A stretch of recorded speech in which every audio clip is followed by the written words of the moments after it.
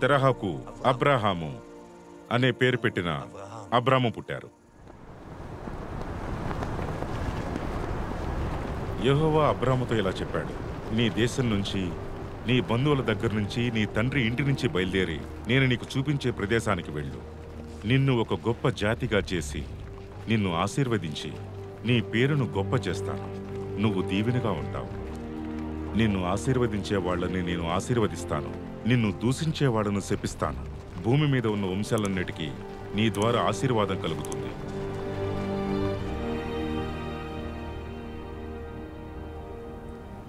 యెహోవా అతనికి చెప్పినట్టు అబ్రాము చేశాడు. అతనితో పాటు లోతు కూడా బయలుదేరాడు.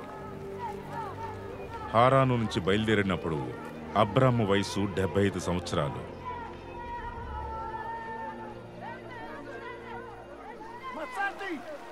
అబ్రాము తన భార్య సారాయిని, తన సోదరుడి కొడుకు లోతును, హారానులో తాను తన వాళ్ళు సేకరించిన ఆస్తి అంతటినీ, వాళ్ళ సంపాదన మొత్తాన్ని తీసుకుని కనాను అనే ప్రదేశానికి వచ్చాడు.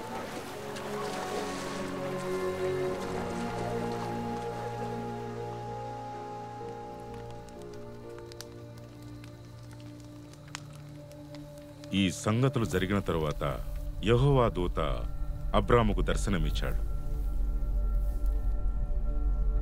అబ్రాము, భయపడకు, నేను నీకు డాలును, గొప్ప బహుమానాన్ని అన్నాడు. నువ్వు నాకు సంతానం ఇవ్వలేదు గనుక చూడు, నా సేవకుల్లో ఒకడు నాకు వారసుడవుతాడు అన్నాడు. ఆయన అతన్ని బయటికి తీసుకొచ్చి, నువ్వు ఆకాశం వైపు చూసి ఆ నక్షత్రాల లెక్క పెట్టడం నీకు చేతనైతే లెక్కపెట్టు అని చెప్పి, నీ సంతానం కూడా అలా అవుతుంది అని చెప్పాడు.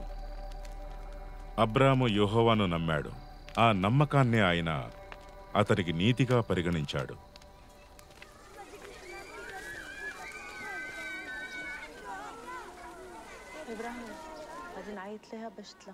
అబ్రాము భార్య అయిన సారాయి అతనికి పిల్లలు కనలేదు. ఆమె దగ్గర ఈజిప్టు దేశానికి చెందిన ఒక దాసి ఉంది. ఆమె పేరు హాగరు. అబ్రాము అప్పటికే కనాను దేశంలో 10 ఏళ్ల నుండి నివాసం ఉంటున్నాడు.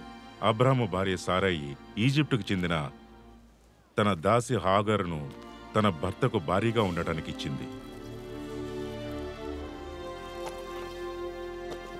అతడు హాగరుతో సంబంధం పెట్టుకున్నాడు. దాంతో ఆమె గర్భం ధరించింది. తాను గర్భం ధరించానని తెలుసుకున్న హాగరు తన యజమానురాలుని చులకనగా చూడటం ప్రారంభించింది. అప్పుడు సారాయి అబ్రాముతో, నా ఉసురు నీకు తగులుతుంది, ఇదంతా నీ వల్లే జరిగింది. నా దాసిని నేనే నీ చేతుల్లో పెట్టాను. ఆమె గర్భవతి అయింది. అది తెలిసిన దగ్గర నుంచి అది కన్ను మిన్ను గానక నన్ను చులకనగా చూడటం మొదలుపెట్టింది. నీకు నాకు మధ్యన యెహోవా న్యాయం తీరుస్తాడు అంది. అందుకు అబ్రాము, ఇలా చూడు, నీ దాసి నీ చెప్పు చేతల్లోనే ఉంది కదా, ఆమె విషయంలో నీ ఇష్టం వచ్చినట్టు చేసుకో అన్నాడు. సారాయి తన దాసిని రాచి రంపాన పెట్టింది. దాంతో ఆమె సరాయి దగ్గర నుంచి పారిపోయింది. షురూకు వెళ్లే దారిలో అడవిలో నీటి ఊట దగ్గర యెహోవా దూత ఆమెను చూశాడు.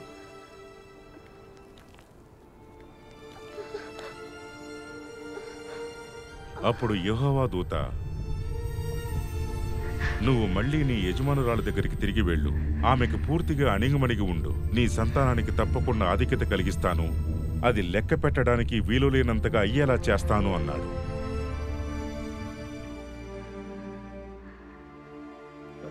తర్వాత హాగరు అబ్రాము కొడుక్కి జన్మనిచ్చింది. హాగరు ద్వారా పుట్టిన తన కుమారుడికి అబ్రాము ఇస్మాయిల్ అని పేరు పెట్టాడు.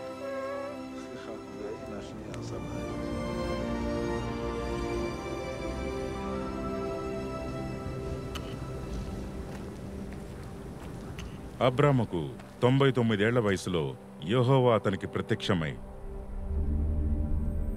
నేను సర్వశక్తిగల దేవుణ్ణి, నా సముఖంలో మెలుగుతూ నిందారహితుడిగా ఉండు.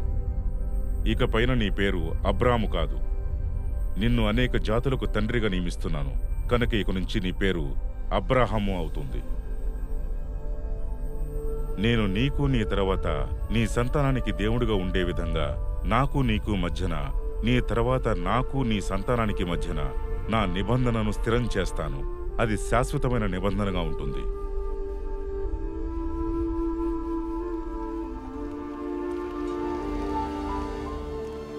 దేవుడు అబ్రహాముతో ఇంకా ఇలా అన్నాడు, నీ భార్య అయిన సారాయిని ఇక నుండి సారాయి అని పిలవద్దు. ఇక నుండి ఆమె పేరు శారా. నేను ఆమెను ఆశీర్వదించి ఆమె ద్వారా నీకు కొడుకుని ఇస్తాను. ఆమె అనేక జాతులకు తల్లి అవుతుంది. ఆమె నుండి అనేక జాతుల రాజులు వస్తారు.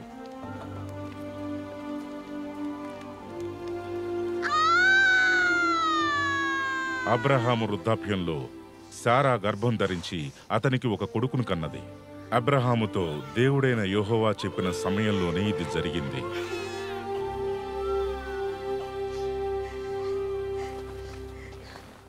అబ్రహాము తన భార్య శారా ద్వారా పుట్టిన తన కొడుక్కి ఇస్సాకు అనే పేరు పెట్టాడు.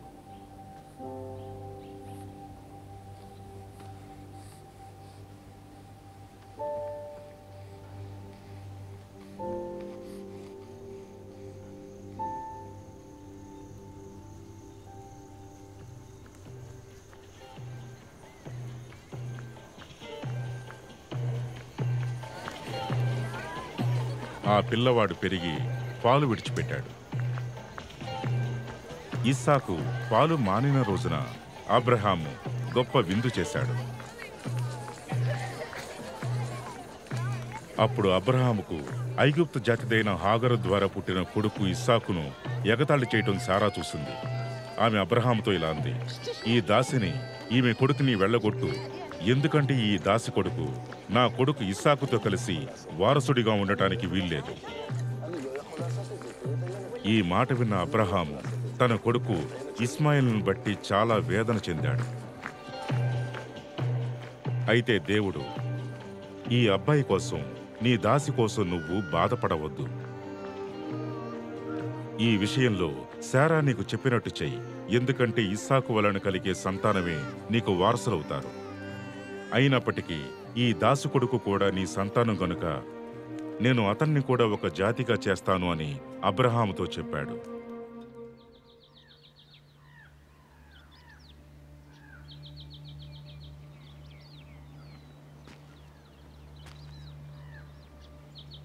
కనుక అబ్రహాము తెల్లవారకు ముందే లేచి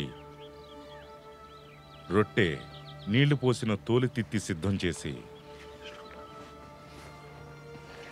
వాటిని హాగరు భుజంపై పెట్టాడు. ఆ బాలుణ్ణి ఆమెకు అప్పగించి పంపివేశాడు.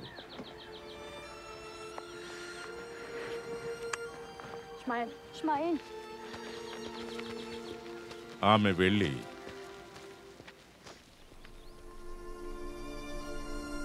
బయర్షబా అడవికి చేరి అక్కడ తిరుగుతూ ఉంది.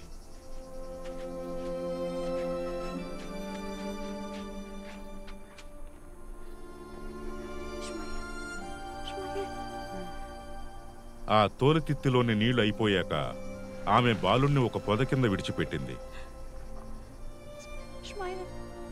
ఈ పిల్లవాడి చావు చూడటం నా వల్ల కాదు అనుకుని కొంత దూరం వెళ్ళి వాడికి ఎదురుగా కూర్చుంది. అక్కడ ఎలుగెత్తి బిగ్గరగా ఏడ్చింది. దేవుడు ఆ బాలుడి మొర విన్నాడు. అప్పుడు దేవుని దూత ఆకాశం నుండి హాగరుని పిలిచాడు. హాగరు, నీకు వచ్చిన కష్టం ఏమిటి? భయపడవద్దు. ఆ బాలుడు ఉన్న చోటనే దేవుడు అతని మొర విన్నాడు.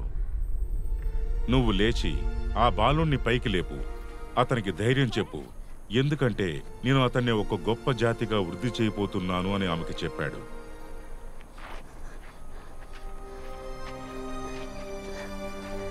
అప్పుడు దేవుడు ఆమె కళ్లను తెరుచుకునేలా చేశాడు.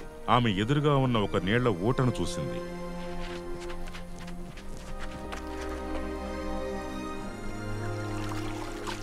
ఆమె వెళ్లి తోలుతిత్తిని నీళ్లతో నింపి ఆ బాలుడికి తాగించింది. దేవుడు ఆ అబ్బాయికి తోడుగా ఉన్నాడు. అతడు పెరిగి పెద్దవాడయ్యాడు. ఆ అడవిలోనే నివసించి విలువిద్యలో ప్రావీణ్యుడయ్యాడు.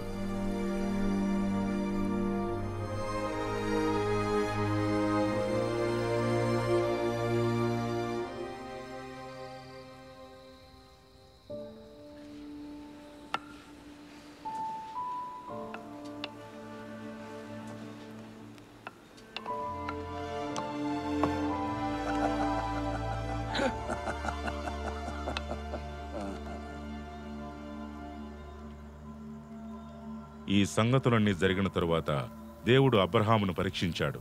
ఆయన అబ్రహాము అని పిలిచినప్పుడు అతడు చిత్తం ప్రభు అన్నాడు. అప్పుడు ఆయన అబ్రహాముతో, నువ్వు ప్రేమించే నీ ఒక్కగానొక్క కొడుకు ఇస్సాకును తీసుకుని మోరియా దేశానికి వెళ్ళు.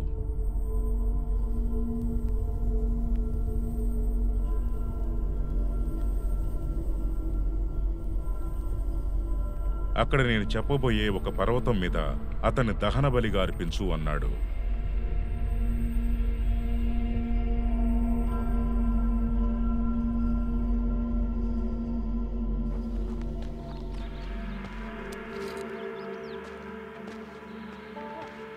కనుక అబ్రహాము తెల్లవారగానే లేచి తన గాడిదకు జీను కట్టి సిద్ధం చేసి దహనబలి కోసం కట్టెలు కట్టి తన కొడుకు ఇస్సాకుతో పాటు 2 పనివాళ్లను వెంటబెట్టుకుని దేవుడు తనకు చెప్పిన ప్రాంతానికి ప్రయాణమయ్యాడు.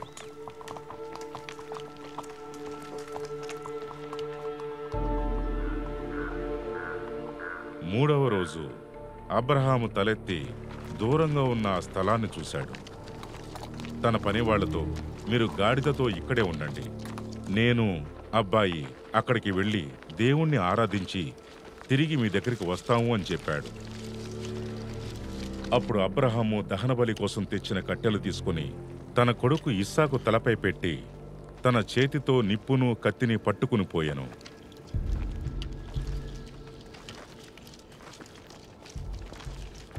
ఇక వాళ్ళిద్దరూ కలిసి కొండపైకి ఎక్కుతున్నారు. ఇస్సాకు తన తండ్రి అబ్రహామును నాన్న అని పిలిచాడు. దానికి అబ్రహాము, ఏం నాయనా అన్నాడు. అప్పుడతడు, చూడండి, మన దగ్గర నిప్పు కట్టెలు ఉన్నాయి, కానీ దహనబలికి గొర్రెపిల్ల ఏది అని అడిగాడు. దానికి అబ్రహాము, కొడుకా, దహనబలికి గొర్రెపిల్లను దేవుడే దయచేస్తాడు అన్నాడు. దేవుడు అబ్రహాముకు చెప్పిన స్థలానికి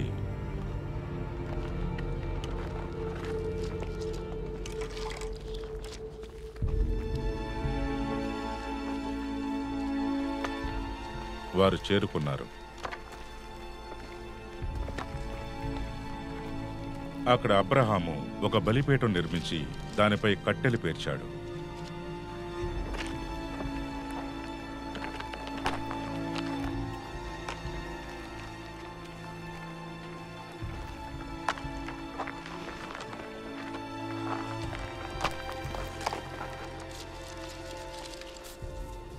ఇస్సాకును తాళ్లతో బంధించాడు.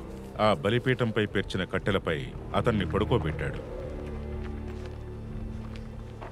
తరువాత అబ్రహాము తన కుమారుణ్ణి వధించటానికి చెయ్యి చాపి కత్తి పట్టుకున్నాడు.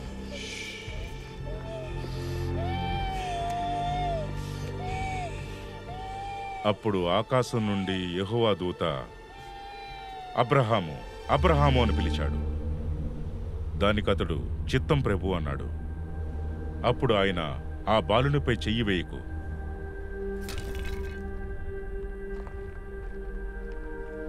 అతనికి ఏ హాని తలపెట్టవద్దు, నీకున్న ఒక్కగానొక్క కొడుకుని నాకివ్వటానికి వెనుకంజ వేయలేదు. అది చూశాక నీకు దేవుని పట్ల భయభక్తులు ఉన్నాయని నాకు తెలిసింది అన్నాడు.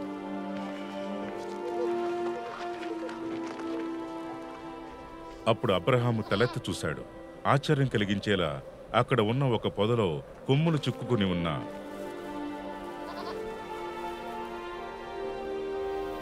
ఒక పొట్టేలు అతనికి కనిపించింది. అబ్రహాము వెళ్లి ఆ పొట్టేలును పట్టుకుని తన కొడుక్కి బదులుగా దాన్ని దహనబలిగా అర్పించాడు. యెహోవా దూత రెండవసారి ఆకాశం నుండి అబ్రహామును పిలిచి ఇలా అన్నాడు, నువ్వు నీ ఒక్కగానొక్క కొడుకుని ఇవ్వటానికి వెనుకంజ వేయకుండా ఇదంతా చేశావు. అందుకే ప్రమాణం చేస్తున్నాను, నేను నిన్ను ఆశీర్వదిస్తాను. నీ వారసులను ఆకాశంలో ఉండే నక్షత్రాల వలె, సముద్ర తీరంలో ఉండే ఇసుక రేణువుల వలె అత్యధికంగా విస్తరించేలా చేస్తాను. నీ వారసులు తమ శత్రువుల భూములను స్వాధీనం చేసుకుంటారు. నువ్వు నా మాట విన్నావు కనుక నీ సంతానం వల్ల భూమిపై ఉన్న జాతులన్నిటినీ ఆశీర్వదిస్తాను. అబ్రహాము తన సంపాదనంతా ఇస్సాకుకు ఇచ్చేశాడు. అబ్రహాము సుదీర్ఘకాలం జీవించి నిండు వృద్ధాప్యంలో సంపూర్ణ జీవితం గడిపి చనిపోయిన తన పితరులను చేరుకున్నాడు. ఇస్సాకు పద్దనరాములో నివసించే సిరియావాడైన బెతుయేలు కూతురు, సిరియావాడైన లాబాను సోదరి అయిన రిబ్కాను పెళ్లి చేసుకున్నాడు. అప్పటికి అతని వయసు 40 సంవత్సరాలు. ఇస్సాకు భార్యకి పిల్లలు కలగలేదు. అందుకని ఇస్సాకు ఆమె విషయంలో యెహోవాను వేడుకున్నాడు. యెహోవా అతని ప్రార్థన విన్నాడు. ఆ ప్రార్థనకు జవాబిచ్చాడు. ఫలితంగా అతని భార్య రిబ్కా గర్భవతి అయింది. ఆమెకు నెలలు నిండి ప్రసవించే సమయం వచ్చినప్పుడు ఆమె గర్భంలో కవలలున్నారు.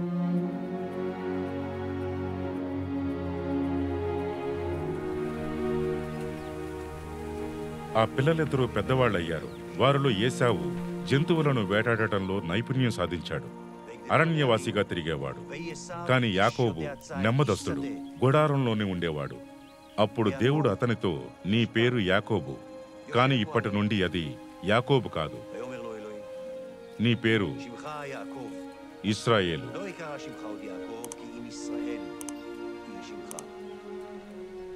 అని చెప్పి అతనికి ఇశ్రాయేలు అని పేరు పెట్టాడు. దేవుడు, నేను సర్వశక్తి గల దేవుణ్ణి, నువ్వు ఫలించి అభివృద్ధి పొందు. ఒక జనాంగం, జాతుల గుంపు నీ నుండి కలుగుతాయి. రాజులు